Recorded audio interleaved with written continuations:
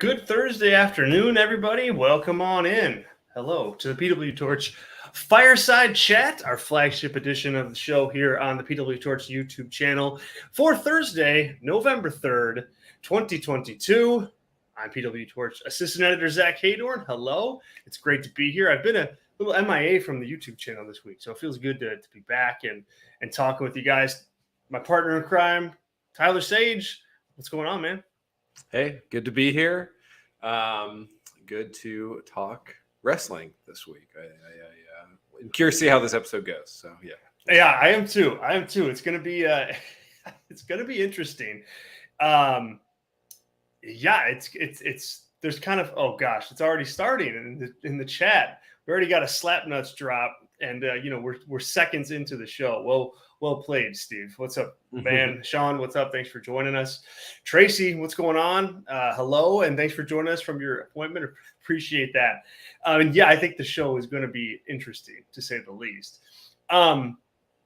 Real quick, we'll take care of a little bit of business from the top. But do us a favor, if you are listening to the show either live with us today or on demand, click like and subscribe to the channel as well. It would be a big help. We've got a lot of content that's going to hit the channel this weekend, including a SmackDown preview tomorrow, a watch along for Crown Jewel on Saturday, and then a host of other good stuff. So just like the channel, subscribe to the channel. I think you'll be happy that you did. We've got we go live pretty much every day without fail during the week to chat with you guys, and so it's a blast as always. But yeah, subscribe to the channel.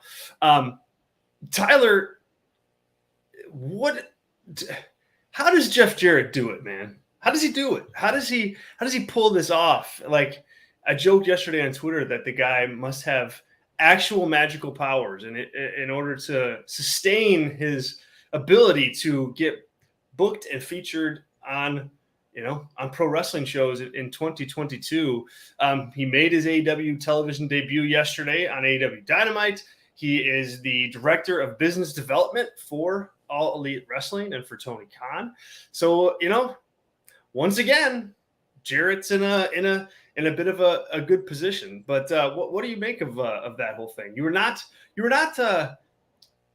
positive or thumbs up on it, from what I can tell, based on your social media doings last night. Yeah, I mean, that's to be fair. I would say, to be totally fair to Mr. Jarrett, I think he is probably one of the greatest businessmen, or at least, greatest salesmen in pro wrestling history, because he has sold himself to literally every person that is in power in the history of the business. So, do I think that is a noble skill? Probably not. Do I think that has helped him live the life that he lives and has made him money and gotten him to stay relevant all these years by doing what he's done? Yes. So not to take that away from him, but I think that's his number one skill in life is convincing people that is valuable in some way, shape, or form in this business.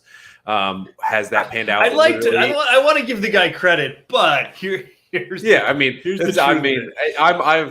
could do that WrestleMania hand during the Jackass and Sami Zayn match, that's the size of backhanded compliment I'm giving him here right now. So just to be clear there, but I would not even give the backhanded compliment if there was any proof anywhere that he was not literally orchestrating the worst parts of every company that he's ever been a part of from a managerial role. I mean, the worst parts of TNA, literally he was in, a high up in the worst part of WWE's history creatively, near the end of the McMahon era there.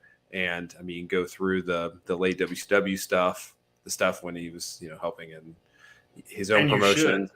Yeah. I mean, he was like, even you look at GCW for that, not everyone watches, but they had their biggest show ever in New York City. And he was one of the many reasons why that show got, I would say, rated poorly by people that watched it consistently, because he was part of a introduction to people who did not make GCW what it was, to come in and, just get to be put in a spotlight to get that heat. And that's we're seeing the same thing with JBL in WWE right now. There is a fascination, a desire by all promoters, not just Tony Khan, not just Triple H, not just Vince McMahon, but just seems every promoter wants someone to get this sort of level of heat and thinks it's going to be a net positive, and I just don't think it is. And also, as we've seen with Tony Khan, he likes a Dan Lambert type character. I mean, that's what this felt like last night, was that he was just Dan Lambert transported into another body, talking about, AEW fans are snowflakes, et cetera. Same thing we saw with JBL on Monday. I mean, the correlations are too apt not to make. I'm sure everyone's thought about that as well. But, that is like one thing, like to convince Tony Khan to get you on TV. But the business development thing, I don't know. Maybe Conrad Thompson is Tony Khan's best friend, and he's just convinced him to hire everybody minus Kurt Angle that he does a podcast with. And this is just along that line there. But it's like kind of impossible to believe, but I think it's a poor sign for Tony Khan's management, honestly. Well, yeah, and I wouldn't say that I'm positive on it. I think I'm just more like, I'm less passionate about it negatively than you are. I think is a couple things here. Number one, from a television standpoint, and as a character on television, like Dan Lambert, as long as like Jeff Jarrett is not factoring into any of your main event plans, and then this remains like a low card thing, which is what it's been, like Jay Lethal and those guys, like I think that there's a place for him in that regard. They've got 2 shows. It's fine. It's not great, and I think it certainly has a ceiling in terms of where things can go with it. Like, I don't think you're ever going to get like this really hot heel group led by Jeff Jarrett at this point in time. But that's as long as he's not trying to masquerade around as anything other than like a low card kind of feeder heel for baby faces like Darby Allin. I think he can be like serviceable as far as that role. The backstage role is more concerning depending on what it means. Director of Business Development is like maybe the vaguest job title that you can have. And I say that as somebody who's had that job title before. It means a lot, but also very little at the same time because it's so vague. So what is he going to be doing? Like if he's part of the creative process, this is not a good idea. If he's going to help Tony Khan and manage like the road agents and the producers, like okay, that I think he can do. Like regardless of how you feel about Jeff Jarrett, he's seen a lot. Like he's been in a lot of places. He's been peak WWE Attitude Era. He's been peak and then demise of WCW. He's been around a lot of talented businessmen in the pro wrestling space. It's been in his family for years. So like there's a lot of that I think if you can make sure you're pulling out the right nuggets from what he brings to the table, he can be effective. The thing is, it was to your point that really is the crux of it all, is that Jarrett is a salesman. He presents well. He knows how to talk. He knows how and who to build relationships with. And if Tony Khan if he can manage that personality, there is a way for Jeff Jarrett to be an asset to AEW. But if he just gets worked by that personality, that could spell some trouble. So I think it's really hit or miss. My thing is, it's like at some point, and I think this is maybe like a good kind of conceptual, fundamental discussion to have about AEW. If you're up for it, Tyler, and those in the chat, it's like when does it become about the talent? Because look, if I'm Darby Allin and I'm seeing Jeff Jarrett come in and I'm going to get beat and then I'm going to get beat up by Jeff Jarrett, I'm going to get crushed with the guitar and dropped in the middle of the ring. It's like at some point they almost have to like take from Jeff Jarrett's playbook and be better backstage in getting what they really need and deserve as characters. Like I think there's a lot of like, or there had been a lot of like honeymoon period stuff in AEW where everything's kumbaya and everybody's happy to be working for AEW and everybody's happy, to be playing their part and playing their role. And the fact of the matter is, it's the pro wrestling business. There's a lot of money at stake. There's ego at stake. And it's like, I want to see some of that talent, go, wait a minute. Like, Jeff Jarrett is beating me out for mic time on Dynamite in 2022. Like, what the hell is happening here? Like, I think that at some point, it's like you want to be that talent that goes, hey, like, that's unacceptable. I'm not going to get beaten out. I'm not going to have my spot taken by Jeff Jarrett of all people. He's not going to work this system better than I am, and then make some changes to go do it. I think we've got a lot of people who are like passively playing the part of pro wrestler, whereas Jeff Jarrett aggressively plays the part of pro wrestler for better or worse. And I think that there's something to be said for talent kind of stepping up and going, wait a minute, I ain't doing this anymore. I'm Darby Allin. I am a pillar. I'm not a mid-carder though. So let's do something about it. Does that resonate with you at all when I say that? Or are you like, dude, Zach, you're talking out of your ass? Well, it's hard to say because, we don't know what it's like to work there, right? Because I think there's two ways to look at it, right? Are you either, it's hard to find an example here, right? But there's lots of people that have just disappeared off TV from one time or the other. And is that for a certain reason? Is that for a certain trying to do what you're describing backstage? I'm not reporting anything there. I'm just, thinking out loud of if I'm Ricky Starks and I'm kind of, saying what we're all thinking about him not being on TV, et cetera, and he gets a big one on a pay-per-view and then we don't see him since. Is that because he's injured and healing up or doing something else or, whatever, him, Miro, Malachi Black is coming back. All these things, like, did they try and do this? And then Tony Khan didn't like that approach because he did not bring them in to be that sort of person? Or, is it someone where, they do need to do that as Billy Gunn was on, I think, Road Dogg's podcast yesterday or something. And he said that essentially none of the talent go to the agents to get help with their matches. So, is there just a total cultural issue there? I mean, no matter what it is, it's bad. And that is either that the talent is not pushed enough to use the structure in place. And if you do use that structure, maybe that'll benefit you as being a team player and you'll get TV time.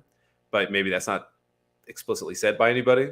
Or is that, hey, I just don't, you're not my guy right now. I don't feel like using you. I feel like using these, 15 guys, which is, I think, kind of the strategy we've all said that AEW should do, right? Mm-hmm. So if you're Darby, you have just to be on TV regularly and not get dropped, and you're not going to complain about Jeff Jarrett because that's going to get you dropped from the, obviously Jeff Jarrett's in the ear of Tony Khan. It just feels a lot of this, and it's been happening slowly here, but it just feels like I don't know, not to do like red flag here, but it feels a lot of WCW, like Nash and Scott Hall and Hulk Hogan, like kind of running the show backstage because they were Eric's guys. And if you weren't part of that group, is that I'm not saying that's what's happening here, but it feels like it's on that trajectory. If like you need to be brought in and be a favorite of Tony Khan, and you have to essentially blow up the company for a period of 6 weeks to not be Tony's guy at that point. So I don't know, just it screams to me of a lack of institutional, not control, but lack of institutional, I don't know, hierarchy. Like I feel like there are employees there that don't really understand what they need to do to do better. And I think that's more of a issue with the structure of AEW in total. And Tony Khan is not bringing in people to maybe do that. But I think we all know that Jeff is looking out for Jeff, as most humans are. But I think to an even more extent, I think Jeff is looking out for Jeff more than getting young talent over. So for sure. And yeah, I guess I just want to I want to know, or I guess, I don't know. Like, I want to know that Darby Allin, for example, it's like, he's not just happy being in the spot that he's in. Because I think you want to see a guy, both in the meta sense and in storyline sense, who's trying to achieve becoming the best in that company, right? And that's going for the world title and getting big pops and all that fun stuff. And then in the meta sense, it's, people are behind that guy. I think generally people like Darby Allin and want to see him continue to roll. So, you want that to come through. And then I'm just seeing Jeff Jarrett on the microphone in the ring for a 2.5-minute promo or whatever it was. And it's like no one else got Mike. Like Jeff Jarrett was the guy who got the sole in-ring mic time last night. It's like, how does that happen? Like, even if like, it's just crazy. Yeah. So Ashley, I want to get to your question here, because I think it's a good one, because I heard a lot on Twitter, and then some callers on the post show last night with Wade and Eric Kroll talk about this idea that, like, okay, it's okay if Jeff Jarrett's back, but man, he can't take like he shouldn't take time from the four pillars of AEW at this point. And I started thinking about who the four pillars are.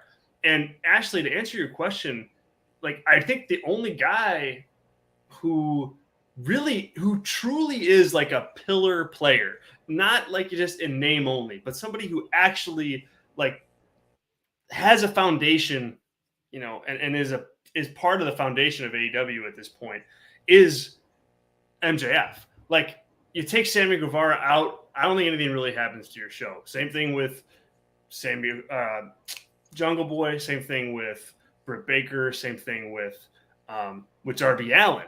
And so, like, you kind of call these guys the four pillars, but I don't know that any of them outside of MJF have really become more than what they were. I guess Britt Baker maybe, but more than what they were when they started in AEW. And so I don't know. I kind of think, Ashley, that they call them the four pillars, but really it's MJF, and the pillars are other people at this point in time, like Jon Moxley and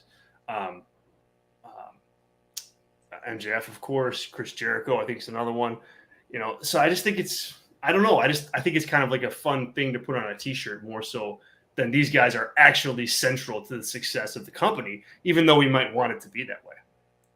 For sure. I mean, I think, unfortunately, I think the sooner the better. I'm not trying to tell anyone how to like watch AEW or, express their fandom, but I think the pillars of AEW, in any form, whether it be the original form, the second set of pillars that people want to throw out there, I think that is just as gone as the ranking system is.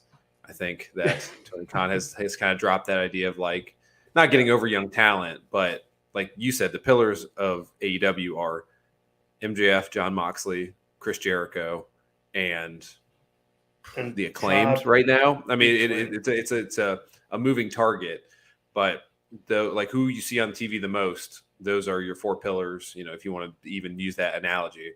So, which is not depressing, is probably too strong a word, but it's kind of sad to think of, this company built to be the competitor to WWE and trying to have some homegrown talent, and a majority of their main acts are, former things from that, which I've never been a huge issue with, because that's what you're going to do when you have one major company for 20 years, is you're going to have that for a while. But it seemed like the opportunity was there, and then it pivoted, and the ratings have been steady ever since then. I think in a time of the tumultuous times we've had in AEW, from all the negative stories from backstage stuff, having people that keep you consistent, Tony Khan's really leaned into that. And you could push young talent down the line, but I think there is some issue there, hesitancy by him that you've seen in the booking to not get younger people over as much as it is possible to do so, which is a negative. But I think that's just kind of where we are right now with AEW, and the signing of Jeff Jarrett only confirms that, which is why I'm so down on it, let alone for my lack of wanting to see Jeff Jarrett on my TV. I can get over that if it's a couple segments a week, or a segment a week, but it's just like the overall feel of it, of what is this company's goal currently? Is it to get that next TV deal and then kind of establish what it is? And then if it's going to be that long of a case, what does that mean? Or is this getting ROH a TV deal, et cetera? So there's things there that, as we've continued to go down the path of being as Saraya had in her little promo last night, talking about how AEW was, the little rebel company, and now she's joining it. And, I think her words rang true of like, this is the company becoming a mature wrestling company, and there's some downsides to that, and I think we're seeing that currently. Yeah, well, yeah, and there's just realities too, like they got pretty damn big really, really fast, and they may have, I don't want to say got too big too fast, because I don't know, I don't think you can get too big, but I guess you could make that argument, but they did. I mean, they're in their fourth year, and a year and a half of that was pandemic. stuff where you can barely even like count that.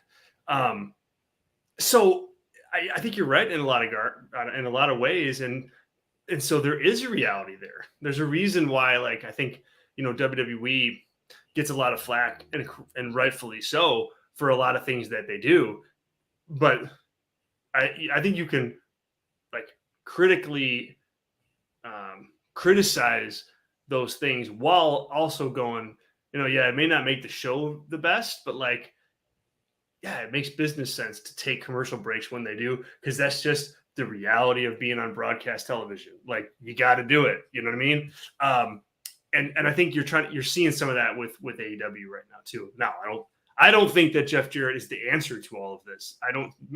He's clearly not.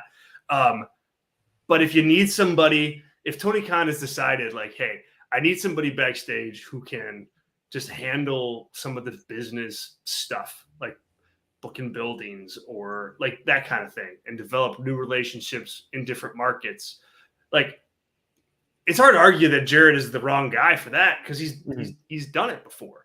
It's just a matter of, is he going to be in the creative room? That's where I think you'd have the biggest worry, and he may have that belt around his waist sooner than later. Oh my God! No, yeah, I mean, I think it's more of an optics. It's a bad optics, especially the All Elite after was pretty shocking after I think a poor episode of Dynamite on a curve. I would say that you got to let things play out. I think the track record I'm siding with not working out with Jarrett in this position, but if there's such an opportunity, which I think there is within AEW from a business standpoint, if they book cities in the Southeast that are not Jacksonville or Atlanta, and they book west of the Mississippi all of next year, and they actually expand outside the Northeast in the Eastern Midwest in Chicago. They really should run. They should run Chicago. I mean, they should finally. Yeah, it's been 2 weeks since they've run the show. If they do that, and if let's say it comes out Jarrett, if ROH gets a TV deal, and Jarrett's behind that, then then it's totally worth it. But like, all those have to play out, and it's the it's all that. It's a lot of what if playing out here, and I just don't think the track record shows that he is the one to do all of that. But hey, who knows? Maybe it's absolute dumpster fire back there, and it's been Tony Khan and some people with some rubber bands and gum and everything. They were MacGyvering this whole thing together, and he's there to lead it, and it's actually a lot of money is being left on the table. Who knows? Maybe that is the case. So if so, then having someone that knows the business, I guess, is positive. So well, that's it. And I think it all depends on where it goes from here to really kind of determine whether or not this is a good move or not. And I think you could also say that if the situation was bad enough where Jeff Jarrett is going to fix a lot of it, and it must have been pretty bad. Backstage. And also, I also want to just scroll up here really quick. And actually, we're going to get to your point on Saraya in a second, because it's the next topic on my list in regards to Dynamite. Where the heck is that comment? Hold on. I'm going to find it. Tyler, you should say something, because I really can't find it. Yeah, I was trying to look for the ratings while you're doing I got it. I found it. Because the ratings are not out either. So we're both like multitasking here. So I apologize to everybody. They're out. Actually, I just saw them. Okay. We'll get there in a second. But unless you find them first. No, you're good. Ryan, or is it Ryan or Rin? Correct me on that. But we'll say Rin, since that's what it says on the screen. Steven Regal, Arn Anderson, Dean Malenko, Jeff Jarrett, no reason AEW cannot succeed. Let's be careful with that. Like, they have succeeded, like, big picture. Like, I really think we need to put that in perspective when we talk about the company, when we kind of criticize the day-to-day, and rightfully so, we should. That's our job. That's why we're here. That's what we're doing. But I think you have to say that with Tyler, and tell me if you agree or not. None of the guys have, like, they're the second biggest wrestling promotion in the world. They've, are usually, when there's no competition with sports, the number one show on cable with adults 18 to 49 pretty regularly. They can draw over 1 million viewers, and close to 1 million viewers on a regular basis. Like, they do well on pay-per-view.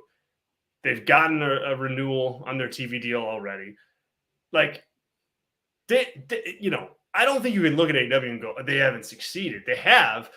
What is the opportunity that they left on the table? Well, that's kind of what we're talking about here. But I don't want to blanket this as they haven't succeeded with all these guys that they have access to, because I think they still have, even though I've got a lot of gripes about the product.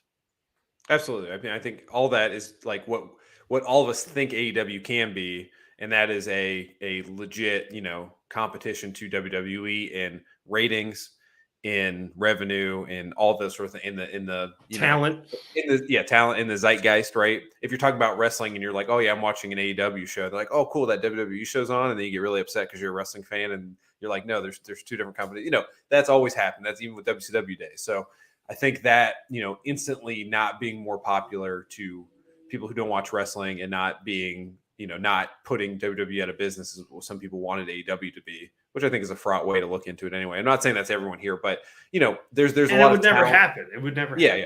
There's a lot of talent, and there's a lot of good production, and it feels like there is like a, if AEW had a goal of like 100% of what it could be, it feels like it's at 60% right now, and it has for a minute. And I think that's what people are saying. But yeah, there's no way you can argue that AEW is not a success. And I would definitely push back that the agents mentioned would definitely make you succeed. I think if all four of them, if me and you started a company, and let's say me and you won the Powerball this weekend or on Friday, whenever that hits, fingers crossed, and then we somehow signed all four of those guys, and it was me and you as the 2-star attractions in the ring, I don't think that company would succeed no matter who's coaching us. Totally. Maybe you think more highly of yourself in the ring than I do, but no, I do not.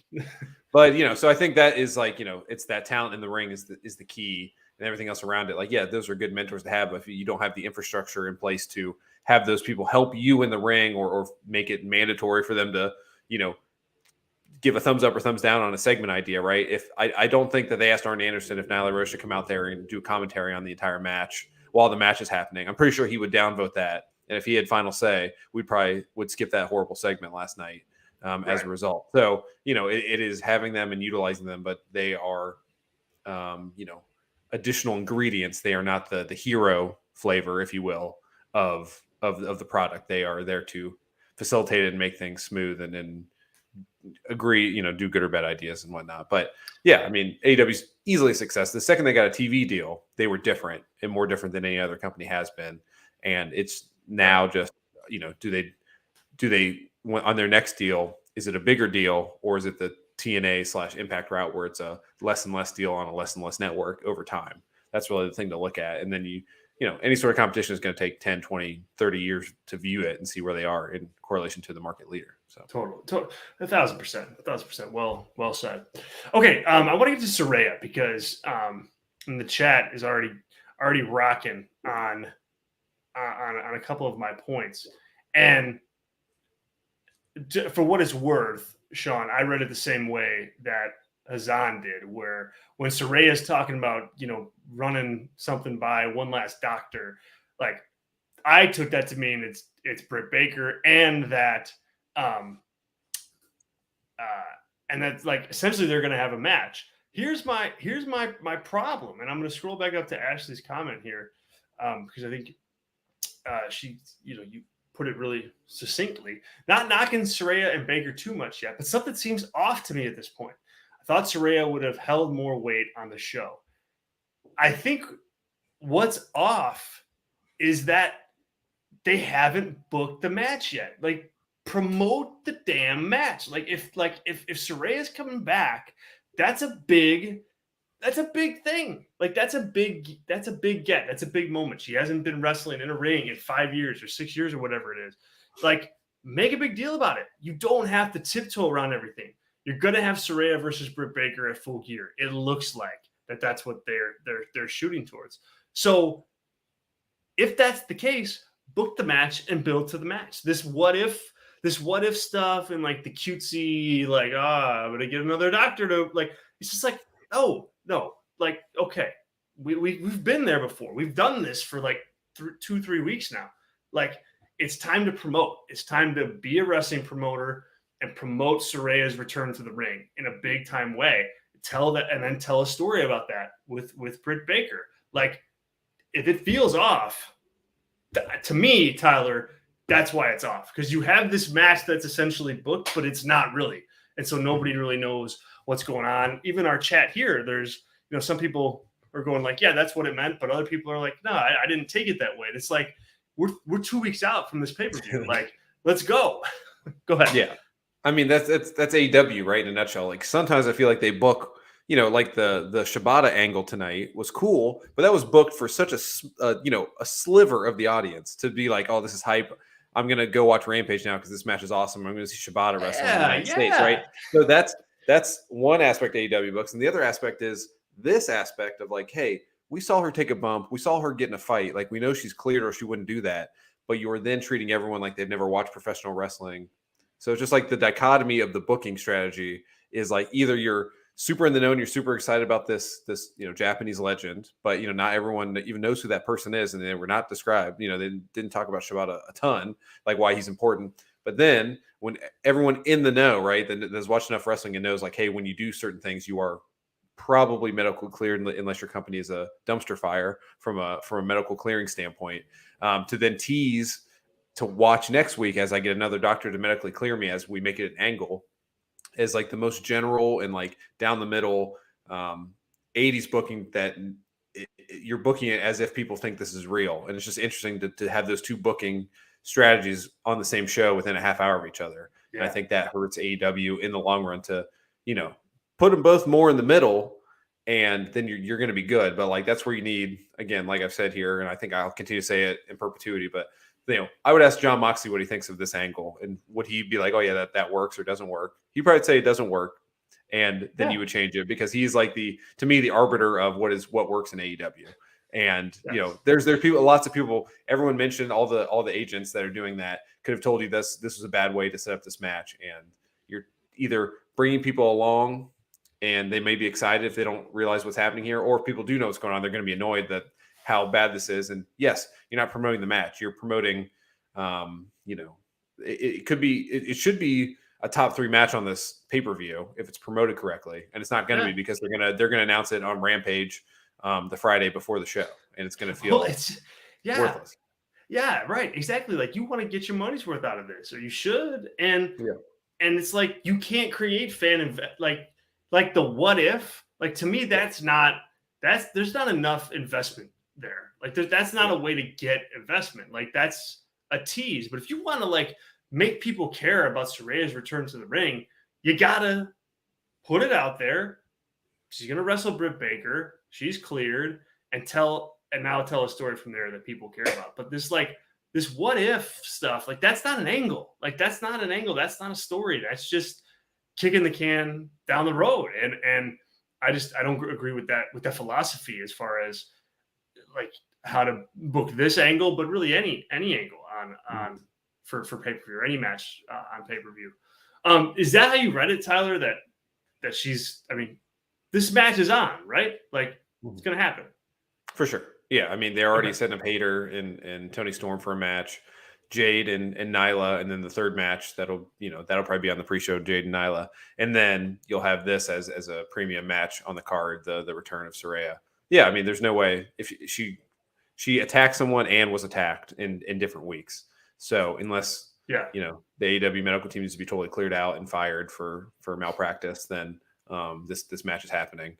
But yeah, just the extra doctor. Who's that doctor? Is there some stupid gimmick we're going to get next week where there's Dr. so-and-so is a pro who someone's got to have a doctor name. I just can't think of any off the top of my head.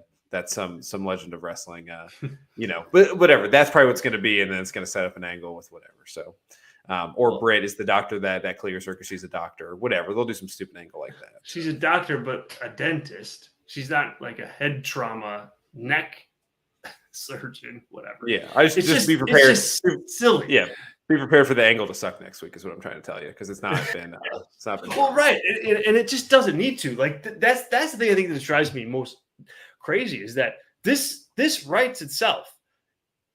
You got Britt Baker, you have Saraya come in, you have Britt Baker kind of run her down because she can't wrestle a match, and look, she can wrestle a match, so let's get it on and let's build to that. It's a pretty simple story if you want it to be. It doesn't have to be anything more than that. And I think you leave a lot of intrigue on the table by not announcing it, especially because Saraya hasn't wrestled in 5 years. Like that's a big, there's value in that.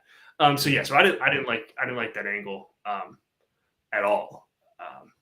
What else stood out to you, Tyler, on Dynamite? You were pretty cold on the episode as a whole, and I was too, but I don't think I was as cold as you were. Yeah, I'm just trying to think of what was like entirely successful. I would say the lack of MJF was very, very noticeable. So I certainly hope that extension was signed, as Wade has thought out loud about. No kidding, right? Not confirmed by him, but he just thinks it did happen, or else this wouldn't be happening. But I tend to side with Tony Khan. Makes actually kind of worse mistakes than that. He's a little more trusting than having pen to paper. But besides that, I liked Moxley and Moriarty. It wasn't like a clinic, but I like the representation of Moriarty being somewhat important. I think they dropped the ball on him when he first came in, so that was a positive. As Azan said, I thought Rick Ross there was surprising. Lamar Jackson being there, I think all those were like good signs for the company that there's a little bit of coolness factor there. But yeah, like in the Colt Cabana stuff, that was fun, a little insidery for sure, for people to know like, hey, this is kind of like, all right, the Punk stuff is definitely wrapping up here, one would think. But even the Acclaim segment, that was like they had maybe 3 bullet points and then they had to go fill 8 minutes. That was pretty rough.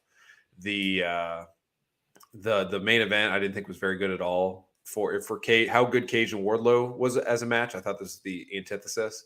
And I just don't think this should be your main event of a show to then set up, probably a 8-man tag on an episode of Dynamite or on the pay-per-view. So it just felt like pretty inconsequential in general of a show. And AEW typically is not. Dynamite, that is. So that didn't hurt. And then obviously the Nyla Rose thing, like, I don't know, there was just no like intuition. Like if they would have, and I'm not saying I would book the greatest stuff of all time. I'm not trying to say that, but like if we got a random call, you or I, and they were like, pitch that segment to us, I'd be like, don't do it. Like the Bucks used to do that in ROH, and it was cringy then when they would like be wrestling a match and be calling commentary spots while they were wrestling somebody with the mic in their hand during a match. So that just never works, and that makes that whole feud feel so small and minimal. And I think Jade had a really good promo on Rampage that no one saw, obviously, because there's about 300,000 people watching Rampage this week. But they didn't show it on Dynamite. I know the potential for her to be such a big star is being just totally sucked in the black hole that is the entire booking of the entire women's division. So I just thought it was not consequential and a lot of subpar choices. There's nothing that's like, oh my God, this person's now their character's ruined to me. And also they don't have the acclaimed foam scissor fingers available. I checked today before we came on the show. They're not even available. So maybe Jeff Jarrett's first thing of action is to be able to source those and get those on Shop AEW before the pay-per-view. Develop some business, Jeff Jarrett. Let's go. I feel like they were on last night. Is there a chance that they could have been taken down because they sold out? Maybe. I didn't check last night, but they still have the Orange Cassidy foam thumbs up, finger up. That's the only foam item that they have. I assume they were live in the arena to purchase. Yeah. But I don't. If that's the case, and they've either in either instance, if you ran out of foam scissors, that's shame on you, because that you shouldn't run out of foam scissors. Mm-hmm. Knowing pre-order, they do pre-orders at all times. It's like, hey, you'll get it in 8 weeks. Just sell as many as you can, and then get the PO in. Yeah, you just can't make that mistake. And if it's not that, and they're just not for sale, that's a money left on the table. That's a bad decision. And if I'm Max Caster and Anthony Bowens, I'm going, damn it, I need my commission checks. I need need those merch checks. I think I'm a little bit higher on that. I don't like the scissoring thing in general. I think it's just silly, but it's hard to argue. You can't argue with how over it is. I continue to be impressed with Tony Khan going with that. They're full on, like, they got the shirt, they got the signs, they got the scissor things, they got all sorts of like different acclaimed stuff, and it's like, that's what going for it looks like. That's what you do. That's what you do if you got something hot. So I kind of give it a thumbs up. I don't know how many times they can do this though. Like, I just don't. And it seems like they're building towards the Acclaimed F versus FTR, which I think is a bad idea. But at the same time, seeing them yesterday in the ring together, I think being across from FTR, I was like, man, the Acclaimed, they look credible. They look like they kind of belong there. So that it kind of worked for me, and it started to like kind of, turn the tide for me a little bit as far as whether or not that match is a good idea. Because I kind of liked the stare off yesterday, and I thought really the Acclaimed held their own and came across. We're able to kind of pivot out of silly scissor world and into, okay, wait a minute now. We got to face we're squaring off against FTR. This is important. Let's get serious. Well, yeah, I mean, the worst part about the segment was, I mean, I like all the scissoring stuff and him having his fingers broken and this getting the foam fingers revealed to do that. Yeah, I mean, I'm here for all that all the time. So that's not the issue.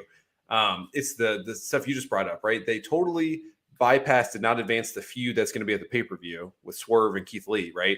They went right into, hey, after we beat them at the pay-per-view, at Winter is Coming, we're going to be facing FTR. And they saved us because FTR is going to be taking on the Ass Boys in the meantime.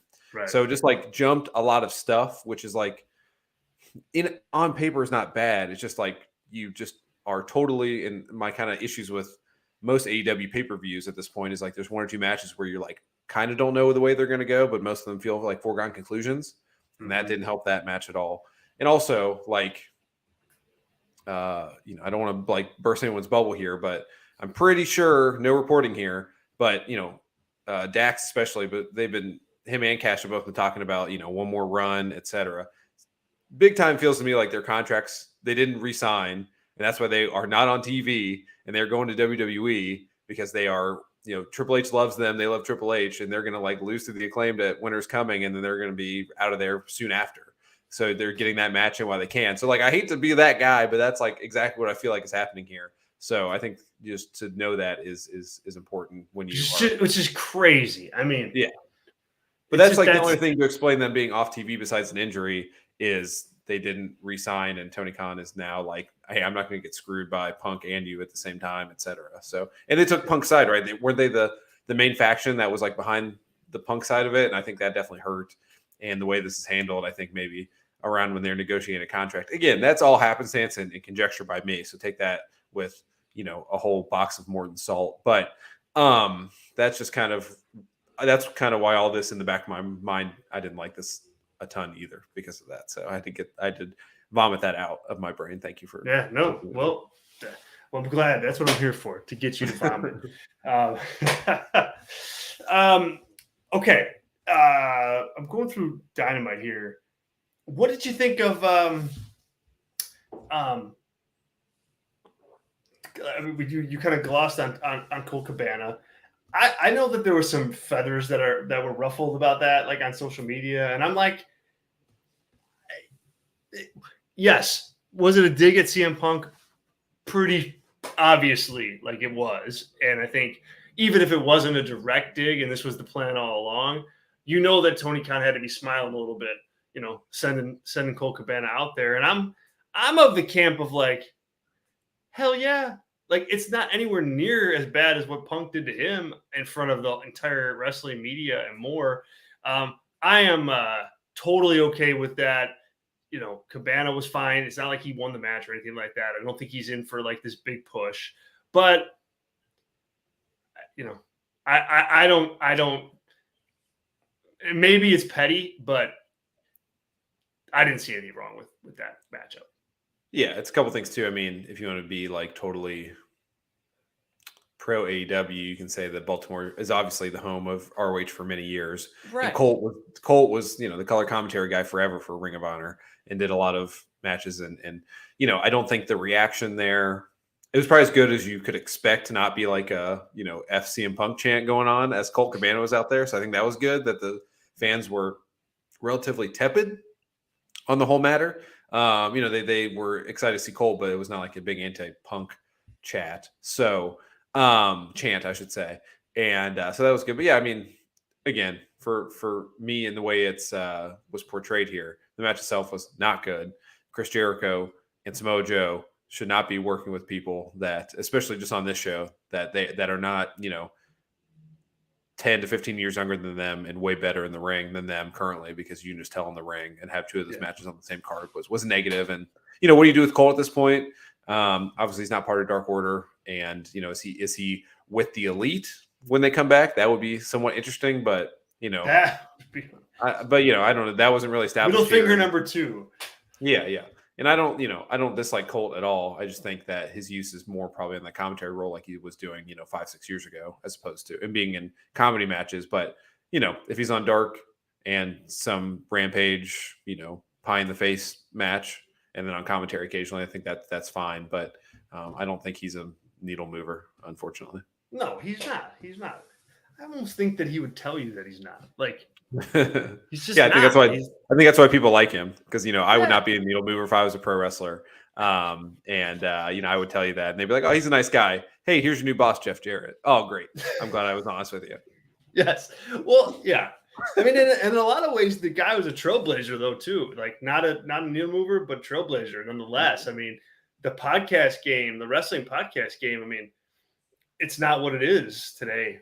If Colt doesn't launch that Art Wrestling podcast, like that started a lot of it. And so he certainly has his place in wrestling history and within Ring of Honor. I mean, he was a key guy there. Like he had some classics with CM Punk as a tag team. That they wrestled the Briscoes in like a really classic, I think it was a 2 out of 3 falls match or something like that. But like he's around some pretty big stuff, but he's not going to be a guy that takes your show from 1 million to 1.5 million. For sure. And on the podcasting thing, I think he's the Mark Maron to Chris Jericho's Joe Rogan, right? From when they started and the content of those shows. So just want to get that dig in there. As we are podcasters, we all have opinions on podcasts. So, well, yes, and everybody's podcast that they listen to is the best one, of course. Mm-hmm. So yeah, I don't know. Anything else on Dynamite, man? I don't think so. I think you covered most of it. I mean, the Rampage stuff, they promoted a bit, setting up the match with Cassidy and Shibata, but they breezed on it a little bit. Like, the Rampage last week set up nicely this week's Dynamite, and even, Rampage coming up, and it's just like was disappointing to not promote it better, I thought, especially with the Mike Tyson stuff. But, they've been live the last couple of weeks. I thought Rampage was really good last week, and they've been live. They'll be live almost a month straight, and the rating has been horrible. So I think that's a bad sign that they'll probably just go pre-taped forever after that. So that's a big negative to me. Hopefully they keep it, because I think the live shows are so much better. So at least, if you can get a gate and you can get wrestlers there, I don't know why you wouldn't do it. I maintain my opinion on Rampage, which is I think you have to work hard to create an environment that people start believing that stuff of consequence, storyline wise, is going to happen on that show. If you don't do that, it's clear that people are not going to watch that show for just a good match. Like, they're just not, because there's always decent matches on that show, like on Rampage. This past week there was some good stuff on Rampage, but it's just not consequential to anything, that any stories in AEW. Like, if you miss that show, you're really not missing anything relevant. And so I don't know. I kind of, maybe this is a backwards way to think about it, but to me, I'm like, okay, put something on there that people are going to have to see. And yeah, recap it on Dynamite, but you got to do something to make sure that people want to, there's a reason to watch that show. I guess not even that people want to, but that there's just a actual reason to do it. It's what killed SmackDown for so long. Like that show for a good, 6-7 years there was just inconsequential to everything that was happening. And so even when there was good stuff on it, it was like, okay, but it doesn't matter really. So I'll just catch Raw and then, whatever. And I think you're kind of in a similar spot with Rampage. It's like, all right, just try to get people to watch. Do something. And I just don't think that they do. And I don't know that they're going to at this point. Yeah, I agree. Okay, 911,000 viewers, third overall as far as the like ranking on the night behind the NBA. What do you make of that?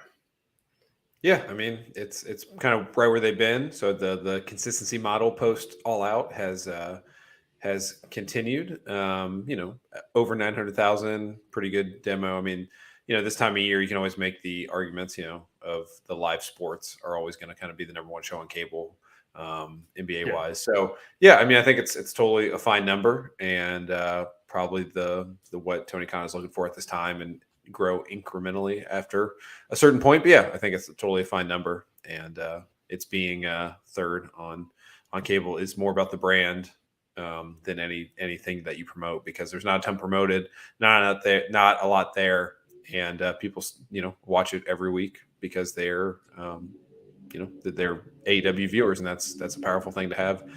900,000, 1 million people every week are going to watch your show for 2 hours.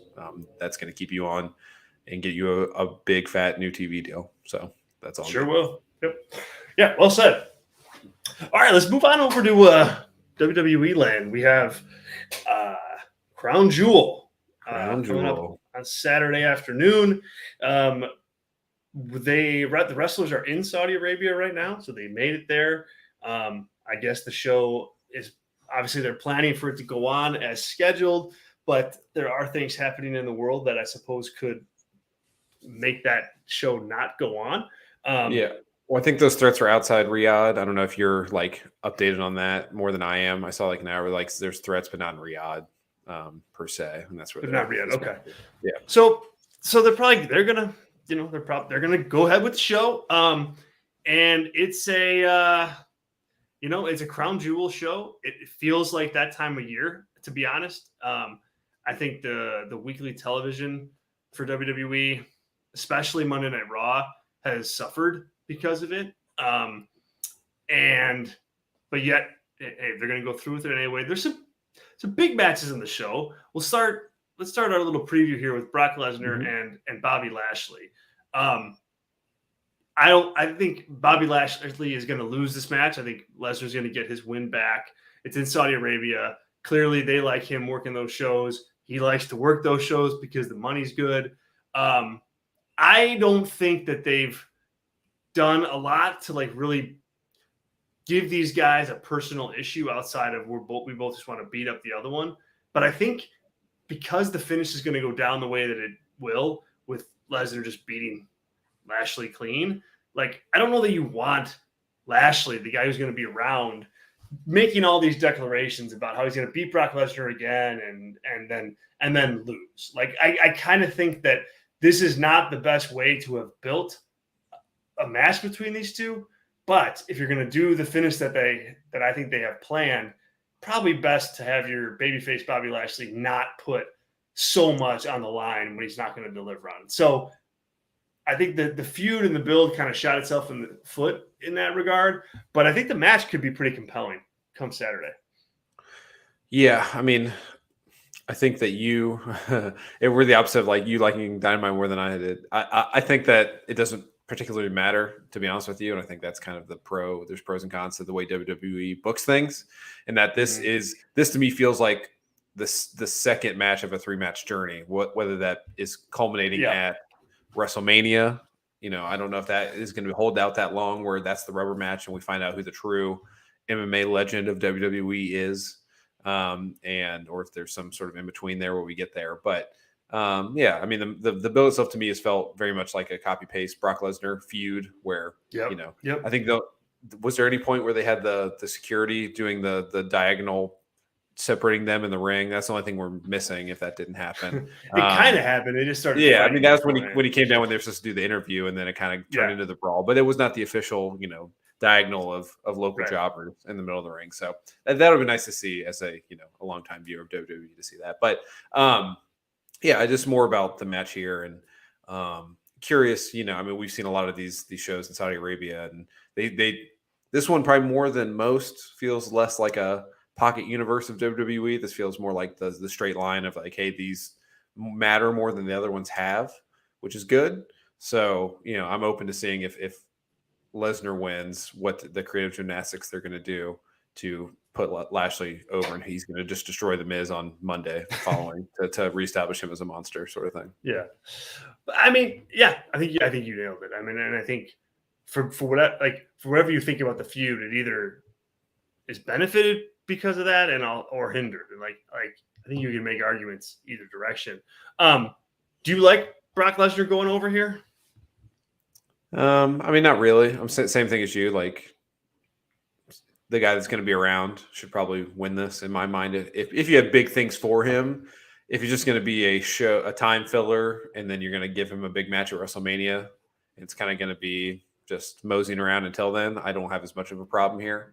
So, I think Brock Lesnar could lose literally 15 matches in a row here, and he still would be a credible threat to anyone in the ring, the way that his whole career arc and just his physical stature would prove. Same thing with Bobby Lashley, right? I mean, if you put any of them against, a regular person, they're still the one that are going to dominate the match. So again, the pro and con of WWE, you have people that once they get to a certain spot, it feels like they are untouchable from a, 50-50 booking standpoint. And that's kind of what this feels like, where it's a match. It'll be good in the moment, but it doesn't have a ton of real consequence to me until we see what the final destination is going to be. Yeah, I don't think it'll have much staying power either.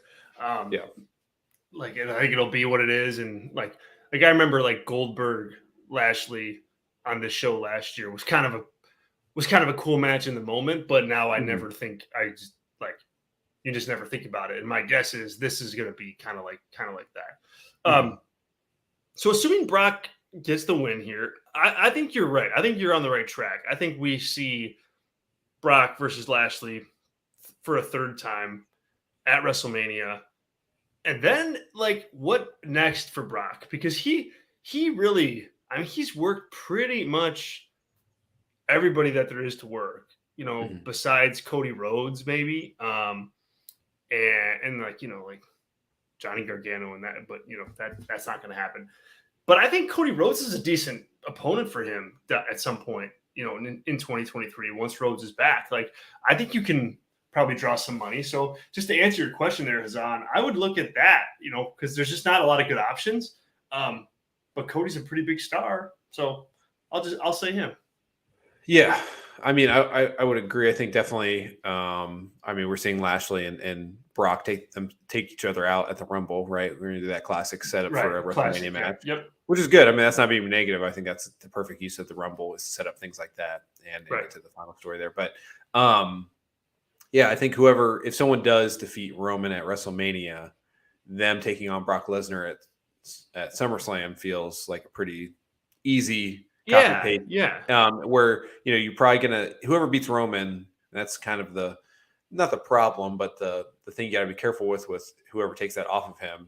They can't be a champion for 3 months, right? You cannot be like a medium transitional champion. You kind of got to go a while, and they got to take on other legends down in that title reign to justify them. And if that's Cody, if that's less likely Sammy, I guess, or Jay, then beating Brock it would still feel super, super important for that person, even though they took out Roman, and prove that they're not a fluke if they are a first-time world champion in WWE. So I think he has a lot of value in those capacities. But, there's, he could totally destroy, Austin Theory or something in the meantime if he sticks around in the in-between. So something like that, whatever. I mean, there's lots of people he could just obliterate, which you might want to do. Right.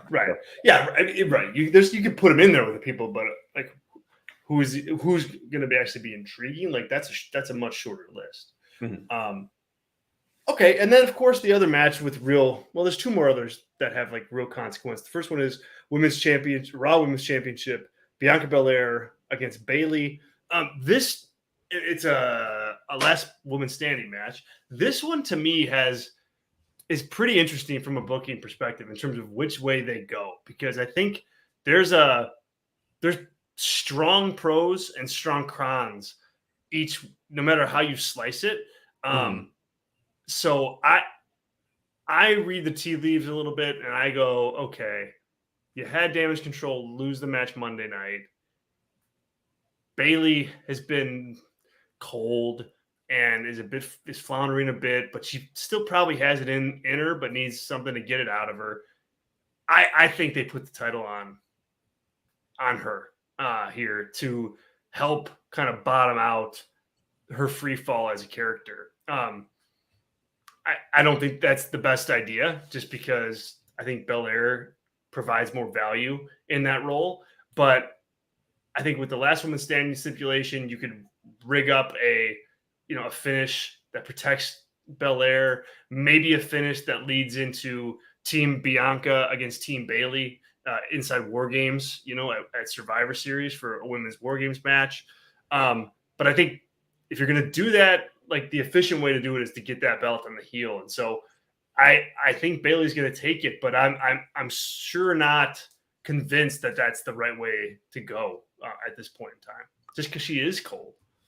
Mm-hmm. Yeah, I mean, I think you're right, and I think just if you look at the anatomy of a pay-per-view or a PLE, I apologize. How dare for you? WWE, How dare you?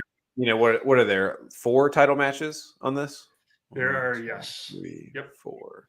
So I think one of those is going to switch hands, just kind of the way WWE does it, and this seems like the most likely to me, unless you're going to flip-flop the women's tag titles, which would be fine, but would just even diminish them further than what they already are. Just did, yeah. I mean, did it on Monday. So, that makes a lot of sense to me, just from the booking of a show of one to choose. It would be that one. But yeah, I mean, this has gone long. So if you're going to ever do it, it's right here. And if you want to extend this even beyond this, you have to have it happen. And if not, then I don't know what you do with Damage Control or Bianca. There's not really. It feels like a vacuum there to fill. That I don't know. Is that Nikki Cross too? If Bayley loses, I mean, I don't know if that is juicing me up big time right now to do that, but yeah, it feels like Bayley there, and then Bianca chasing for a period of time. We have Survivor Series, and then we have the Rumble, right? Is there anything in between? No, there's nothing in between. Nope. So there could be definitely some Raw main event for the title if you have Bianca go for it and whatnot. But yeah, that just makes the most sense to tell a story in this division that is lacking of people to tell that story with, it feels like, at this time. So, well said. That's a good answer. The good answer. If Bianca wins and Bayley loses, I think Bianca she's got a path. Like, I think she could work with Charlotte Flair if they make that change to the roster. I think Bianca Belair could also work with Rhea Ripley. I think Ripley has built herself back up into somebody that can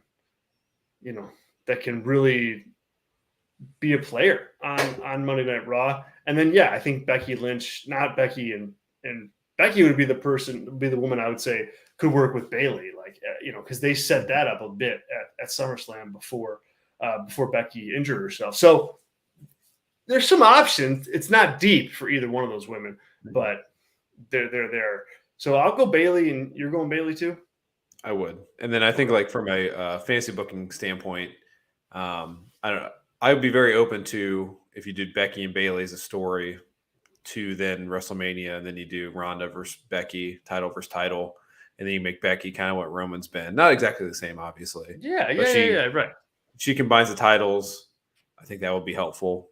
I know it's probably sacrilegious to everyone on here, but I think having, just like when you don't have, especially the depth of the roster. I mean, the WWE women's roster is much stronger than AEW's, obviously, but the amount of players that can legitimately win the title is so low, even compared to the male pool of people in WWE. Having one champion forever in the women's division would be make a lot more sense than even the men's doing it. So, yeah. All right, and then we have another real big match is, of course, Roman Reigns against Logan Paul. I mean, I don't know what screams 2022 more than that match. It's so hard for me to judge this, man. I think if you look at it and you compare it to other, to even the worst championship match builds that WWE's had in the last 5 years, this one's been pretty bad.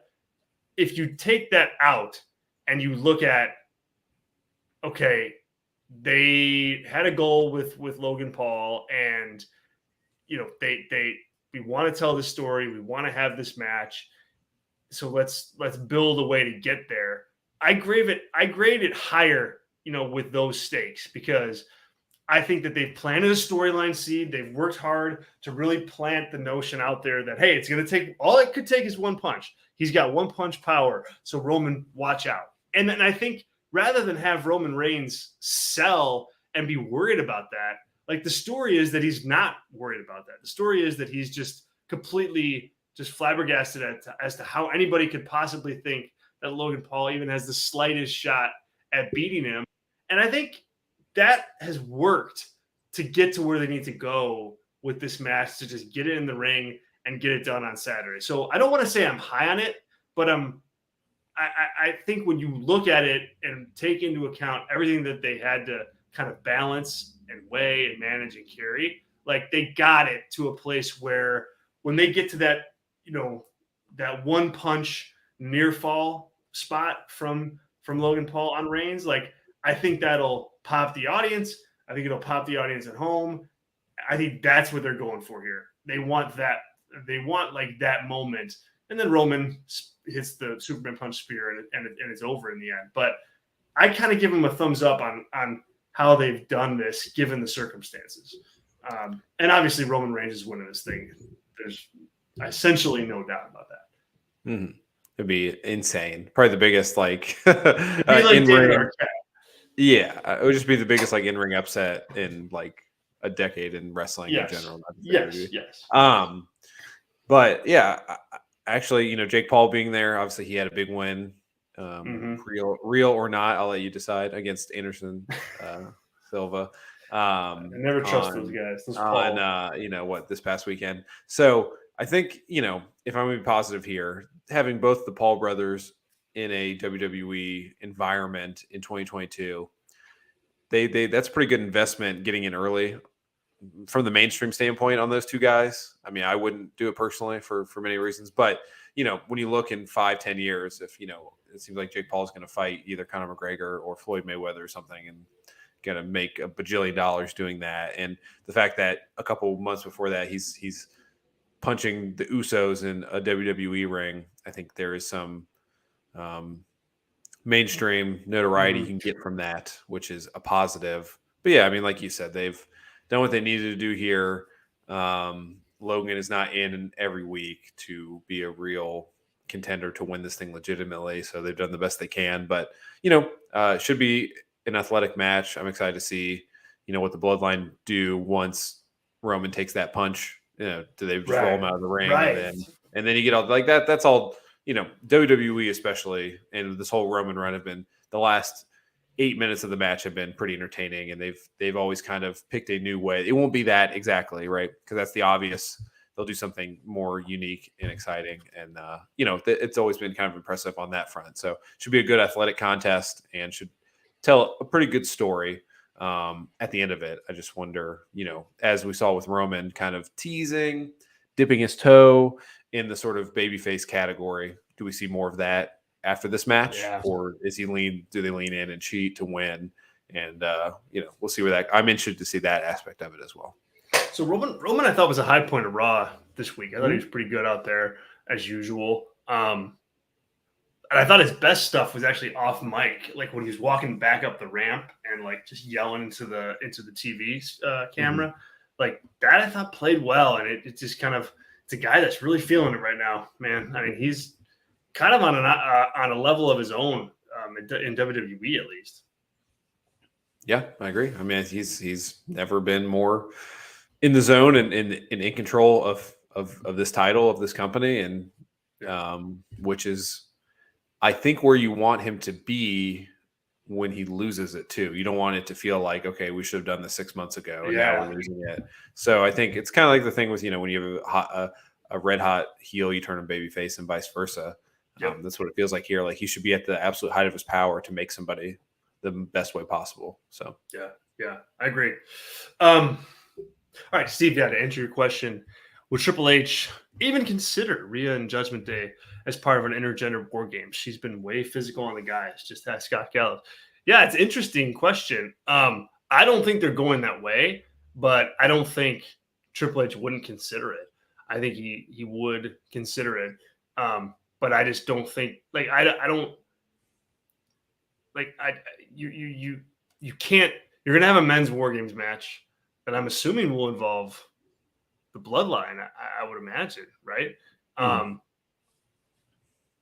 so if you have that, and you're gonna do a women's one, like you're kind of just stuck in Rhea Ripley and Judgment Day on the outside looking in. I think you could get that feud that they're in to a point where War Games is necessary, but I just think you have two better options. So no, I mean, would he consider it? Yes, but I don't think it's going to happen once he does consider it. Tyler, do you agree? Yeah, I mean, you think too, like his wrestling career, right? With China wrestling Jeff Jarrett for the Intercontinental title, and whatnot. That he's probably more open to it than anyone in WWE was, but he's also not totally rocking the boat on every way, shape, or form. I think if we're a year from now, that's more likely than this year's War Games. If he's more established and is somehow extended or gets a role where he's safe in his position creatively, I could definitely see Triple H pulling that. And if someone gets out of the ring and Rhea takes care of them on the outside, I think that's totally on the table as well, but just not an official combatant. Yeah. Steve, well played. Roman needs to watch that he doesn't get too oozy. Yeah, it's one of the points that I made on the post show on Friday was like the oozy stuff and the Zayn kind of breaking and cracking the bloodline is obviously fun to watch, and it makes for good television, and it makes for kind of like a likable group. But I don't think it's a good way to go if you have to present a serious story, or if you're cutting a serious promo about a championship. You don't want Sami Zayn doing that. So I liked it, Tyler, but I'm with Steve here that they should be careful with that, just so it doesn't become one note comedy. Mm-hmm.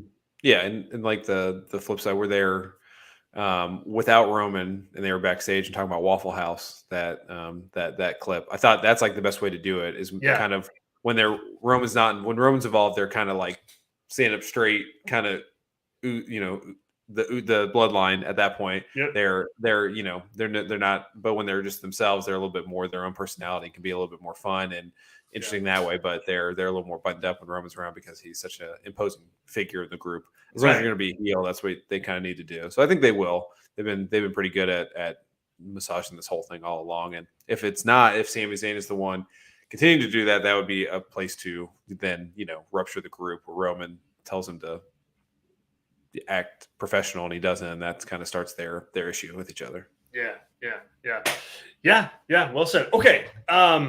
That's Crown Jewel for the most part. There's a couple other matches, but they're kind of low card stuff. We're already going a little bit long. We will be here Saturday afternoon for a Crown Jewel watch along Torchcast. Join us. Make us part of your experience. Pull up that second screen and we'll have some fun hanging out in the afternoon, watching some wrestling, shooting the breeze, having a couple ice cold beverages and just having a good time. So I hope you join us. Please make plans to do so. We'll promote it on the PWTorch Twitter account, and you'll hear all about it. So you don't need to memorize it, but make plans to be with us on Saturday for WWE Crown Jewel. Tyler will wrap up with an email from a friend of the show, Zach in Texas. He wrote in and said, "I can't watch today, but I wanted to get my thoughts in." So it's a bit of a long one. But just bear with me, okay? He goes, "So it doesn't look like I'm going to be able to watch live today, guys, but I had to get in on the conversation around Jeff Jarrett. I know that Zach and I are kind of of a like mind and not bothered by his arrival, while Tyler was not a fan, though perhaps not to the level of Eric Kroll's irrational hatred." Eric Kroll, if you missed the post show yesterday, was not in on the Jarrett idea and articulated well as to why not.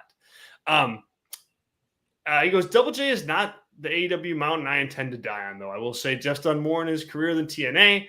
Playing on him and his family's 50-year history in wrestling with Sting is a smart way to go, even if you have to respect them, even you have to respect the man's hustle, though, Tyler." And that's what you had mentioned. If there's a bag to be found, old Double J will sniff it out like a bloodhound. One last thing about this angle. Tony Schiavone wondering if the fake Sting that attacked Darby was the real Sting brought me back to the good old days of 97 Nitro when Tony couldn't tell one Sting from another. There's one other point here, but let's quickly take that one. That whole thing was an abomination. Yeah, like it was really bad. I can't believe I forgot about it. And like poor Cole Carter, I don't know who he pissed off, but literally when the mask got ripped off and he looked like, I mean, everyone's like, I mean, I didn't know who it was, and I watch it all the time. I mean, he's not. It was bad. I was like, this is rough with a capital R. This whole segment so bad, and it was like, the reality just punched this guy right in the face. It's like, oh crap. I'm getting to do this cool thing, but nobody knows who the hell I am or cared. Yeah. And this is where somebody has to tell Tony Khan, like, look, if you're going to dress up somebody like Sting and do a big kind of surprise reveal, you can't deliver a surprise that nobody knows about. Like that doesn't work. And I don't know that I've heard a wrestling crowd as quiet as that was for a surprise. That was crazy. Like that should have been Jeff Jarrett under the hood, under the mask. Right. Why not?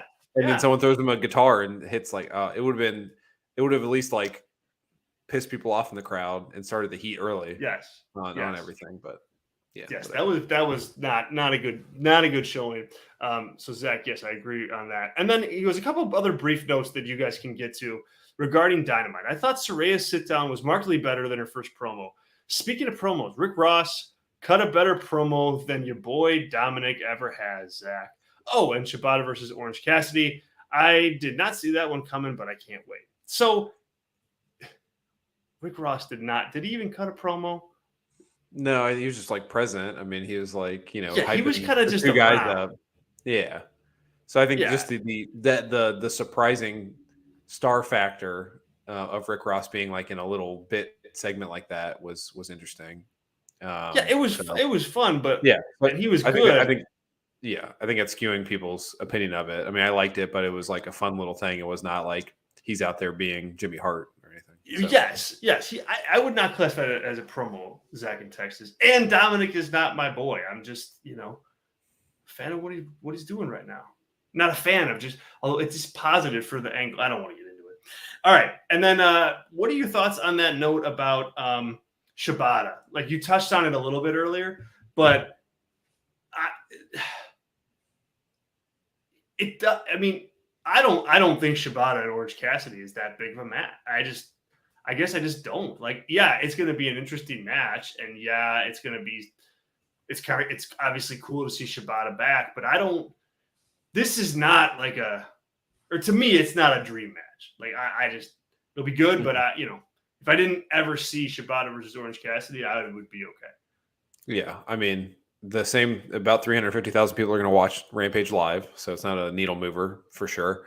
I'm excited to see him wrestle, and I think Cassidy's a good opponent for him because anytime Shibata wrestles, I'm just concerned for his well-being as a human being. Man. So I think Cassidy is a good opponent to not, lay it in thick on him, which is good. And, I don't think, for someone that, if you know about Shibata, I don't think that you would agree that he should be losing to Orange Cassidy on American television if you want to protect him for somewhere down the line. So I think that's kind of fraught, but it can be forgiven, right? If you rebuild him. So I think it's cool for fans that know, and that's kind of what Rampage is at this point with its viewership.